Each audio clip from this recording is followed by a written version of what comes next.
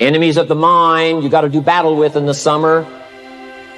One is pessimism, that tries to get you only to see the negative side. Of course, there's the negative side. Life is part negative. What else is new?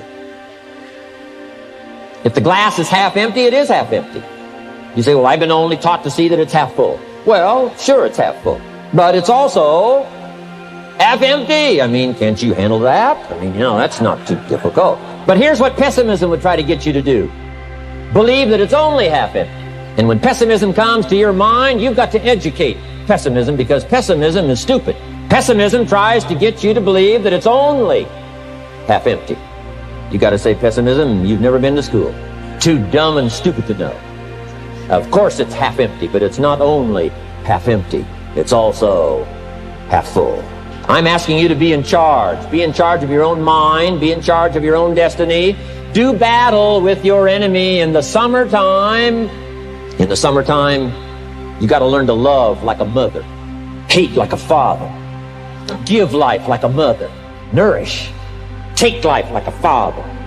Father says to whatever threatens his family, take 2 or 3 more steps toward this family and threaten them, you'll cease to exist. I'm father, I kill. Do battle with your enemies.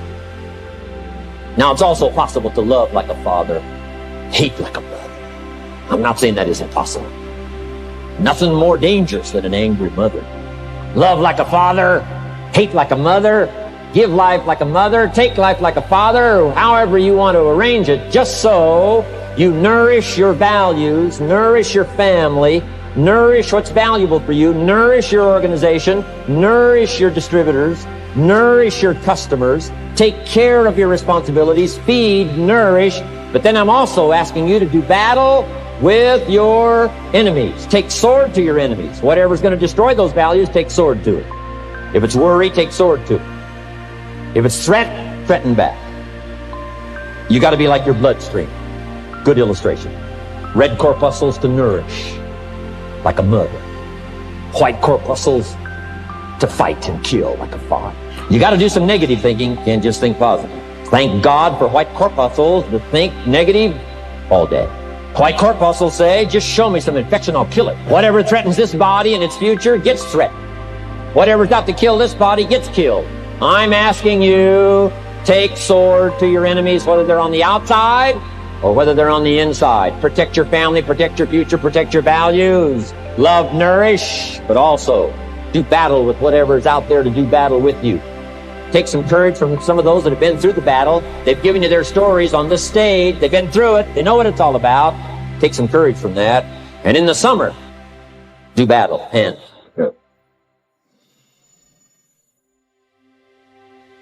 there wouldn't be positive without negative. It's part of the life scenario. Ancient scripture says it best. There's a time to laugh and a time to cry. You've got to become so sophisticated and well-educated that you don't laugh when it's time to cry. You've also got to learn to cry well. How are you going to identify with others if you don't cry with them?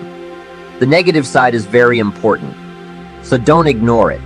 You need to let it be a part of the scenario. In fact, you need to learn to master it. Negativity is not to be ignored. It's to be mastered. It makes us better than we are to wrestle with it.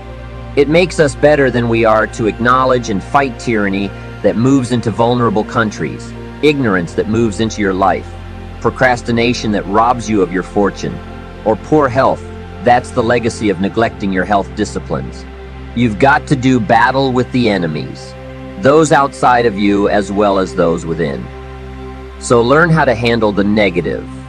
Negativity can actually be a powerful force for change. It plays a key role in the day that turns your life around. There are 4 stages to the day that turns your life around, and the first is disgust. Disgust is a negative emotion, but it can have a very positive, motivating effect. Disgust says, I've had it. What an important day that could be. I met a beautiful, accomplished, extraordinary woman in New York. She was the vice president of a company I did some work for. I got to know her, and I found out her story. She never went to high school or college. I said, how did you get here? she said. Well, when I was a young mother, I once asked my husband for $10. And he said, what for? So before that day was over, I decided I would never ask again.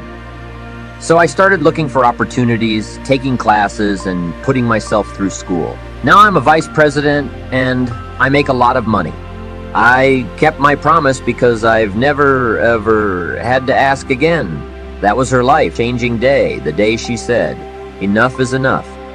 The next stage in a life-changing day is decision. If you sat down today and made a list of changes you've decided to make, that list could furnish enough inspiration for the next 5 or 10 years. What an inspiring day. The day you bring yourself to decide to change your life. The third stage is desire. Wanting that change badly enough. Sometimes desire waits for a trigger, waits for something to happen.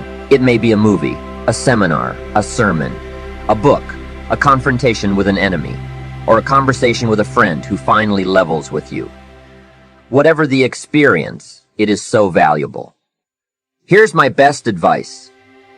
Welcome all experiences. You'll never know which one is going to turn your life around. Don't put up walls. The walls that keep out disappointment also keep out happiness. Take down the walls. Go for the experience. Let it teach you. The last stage of a life-changing day is resolve. Resolve says, I will. These are two of the most powerful words in the language. The best definition of resolve I've ever heard came from a junior high school student in Foster City, California. I was addressing her class one day, and we were discussing some keywords. I asked the kids, who can tell me what resolve means? Some didn't know the answer, and some tried to guess. The last answer I got was the best. This girl about 2 rows back says, I think I know, Mr. Rohn. I think resolve means promising yourself you'll never give up. I said, that's the best definition I've ever heard. She's probably giving her own seminar somewhere today. Promise yourself you'll read the books until your skills change. You'll go to seminars until you get a handle on what they're teaching. You'll practice until you develop the skills. Never give up until you've gotten what you want. Don't miss the chance to grow. Resolve that you'll pay the price until you learn, change, grow, and become what you want to be. You'll discover some of life's best treasures when you pay that price. It's not what happens that determines the major part of your future. It's not what happens. What happens, happens to us all. He said the key is what you do about it. It's not what happens, it's what you do about it. And he said if you will start that process of change, do something different the next 90 days than you did the last 90 days, like picking up the books to read. Do something different like the new health disciplines. Relationship with your family, whatever it is, doesn't matter how small it is. If you'll start doing different things with the same circumstances, since we cannot change the circumstances, but we can change ourselves. We can change what we do. And then he gave me another secret to success when he said, what you have at the moment, Mr. Rohn, you've attracted by the person you've become. What you have at the moment, you've attracted by the person you've become. Few little simple principles here. Once you understand these, it starts to explain so much. Now, sometimes it's a little tough to take, blaming yourself instead of the marketplace. Taking responsibility instead of putting it off on someone else. That transition sometimes is a challenging mission. And this one was a little tough for me. He said, Mr. Rohn, you've got pennies in your pocket, you've got nothing in the bank, the creditors are calling, you're behind on your promises. And he says, here's how that occurs. You've attracted, up until now, you've attracted the things to you because of the person you've become. Now I said, well, how can I change all that? He said, very simple. If you will change, everything will change for you. You don't have to change what's outside. All you've got to change is what's inside. There are 2 phrases I'd like you to ponder for a moment. The first is that life and business are like the changing seasons. That's one of the best ways to illustrate life. It's like the seasons that change. Here's the second phrase. You cannot change the seasons, but you can change yourself. Now, with those two key phrases in mind, let's turn to what I consider to be the 4 major lessons in life to learn. The first lesson is this: learn how to handle the winters. They come regularly, right after autumn. Some are long, some are short, some are difficult, some are easy, but they always come right after autumn. That is never going to change. There are all kinds of winters. The winter when you can't figure it out. The winter when everything seems to go haywire. One writer called it the winter of discontent. There are economic winters, social winters, personal winters, when your heart is smashed into 1,000. What do you do about winters? You can't get rid of January simply by tearing it off the calendar. But here's what you can do. You can get stronger. You can get wiser. And you can get better. Make a note of that trio of words. Stronger, wiser, better. The winters won't change, but you can. Before I understood this, I used to wish it were summer when it was winter. When things were difficult, I used to wish they were easy. I didn't know any better. Then Mr. Schoaf gave me the answer from a part of his very unique philosophy when he said, "Don't wish it were easier. Wish you were better. Don't wish for fewer problems. Wish for more skills. Don't wish for less challenge. Wish for more wisdom." Here is the second major lesson in life. Learn how to take advantage of the spring. Spring is opportunity. And spring always follows winter. What a great place for spring, right after winter. If you were going to put it somewhere, that would be the place to put it. God is a genius. Days follow nights. Opportunity follows difficulty. Expansion follows recession. And this all happens with regularity. You can count on it. However, the mere arrival of spring is no sign that things are going to look good in the fall. You must do something with the spring. In fact, everyone has to get good at one of two things: planting in the spring or begging in the fall.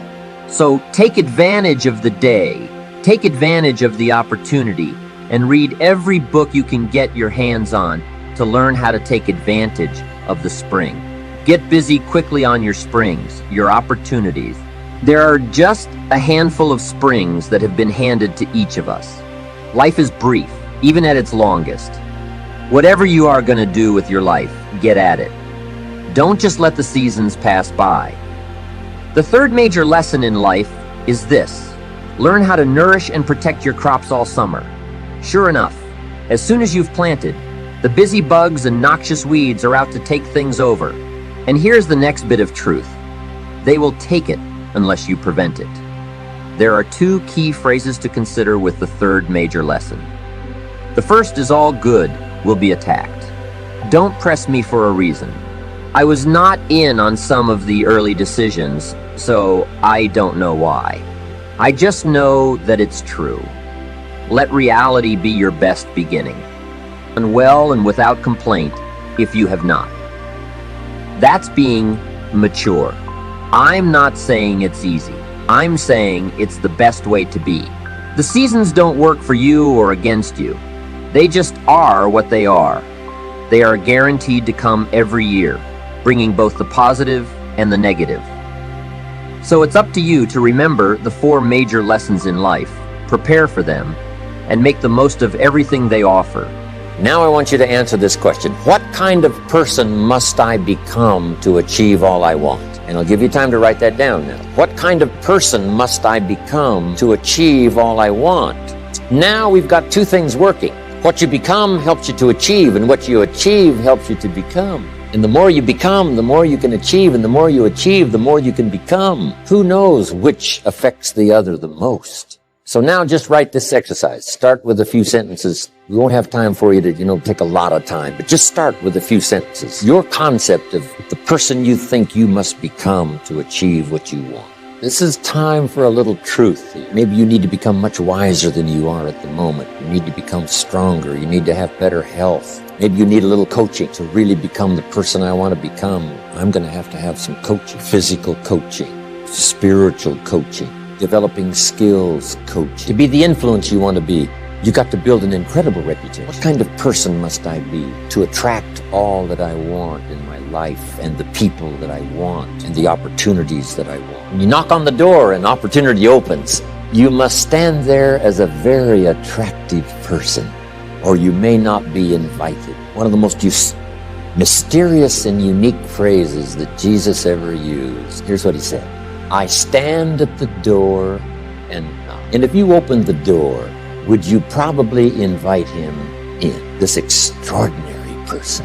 You say, wow, yeah. And he said, if you invite me, I'll come in, sit down, talk things over. For you to be that kind of attractive person, that if you knocked on the door of opportunity and it opened and you stood there, would you be the kind of person that opportunity would say, come right in and sit down and let's talk about the future?